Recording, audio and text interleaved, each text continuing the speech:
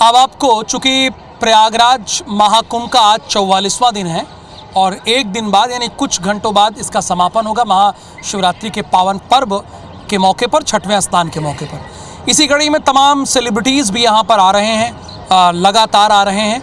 उद्योगपति नीता अंबानी भी आ जाएंगे, उनके साथ उनकी बेटी ईशा भी उनके साथ रहीं। अरेल घाट पर ये सभी आए। तकरीबन दोपहर के 2:40 पर ये लोग पहुँचे और आस्था की डुबकी लगाई। इसके पहले अंबानी परिवार की 4 पीढ़ियाँ यहाँ पर कैलाशानंद गिरी के नेतृत्व में, जो कि आचार्य महामंडलेश्वर हैं, उनके नेतृत्व में 4 पीढ़ियों ने डुबकी लगाई थी, वो आपने देखा होगा। लेकिन अभी आपने देखा होगा कि ईशा अंबानी और नीता अंबानी और ईशा उनकी बेटी रह गई थी, तो उन्होंने भी आस्था की डुबकी लगाई है।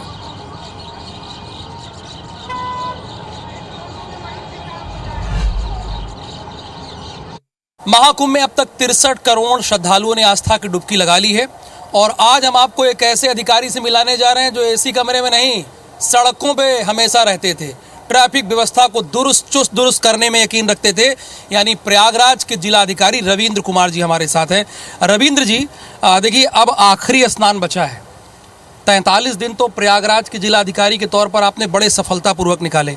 अब आखिरी दिन, आखिरी पर्व में क्या चैलेंजेस हैं?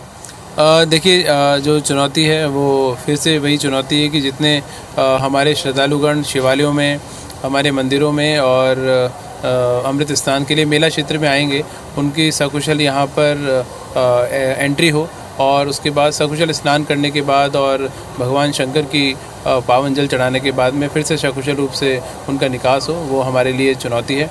और हमारी तैयारी पूरी है, सभी अधिकारी कर्मचारी पूरी मेहनत के साथ में, लगन के साथ में फील्ड में उपस्थित होकर काम कर रहे हैं। ट्रैफिक व्यवस्था को दुरुस्त करना हो, भीड़ को प्रबंधन को दुरुस्त करना हो, यातायात प्रबंधन के साथ साथ रेलवे प्रशासन के साथ में उचित समन्वय बनाना हो, रोडवेज़ विभाग के साथ में उचित समन्वय बनाना हो, तो सभी बिंदुओं पे हम लोग लगातार काम कर रहे हैं, लगातार बैठ के चल रही हैं। और जैसे कि मान लीजिए चारों तरफ से लोग आ रहे हैं, पूरब पश्चिम उत्तर दक्षिण, और कार से आ रहे हैं, तो उनके लिए क्या इंतज़ाम है? वो प्रयागराज शहर के अंदर इंटर करेंगे या जो पहले की आपकी प्लानिंग थी बाहर ही पार्क करना होगा गाड़ियों में? बिल्कुल, जो हमारी यूपी 70 की जो गाड़ियां हैं, जो प्रयागराज के रहने वाले हमारे नागरिकगण हैं, उनको हम लोग सुविधा देते हैं अंदर आने के लिए।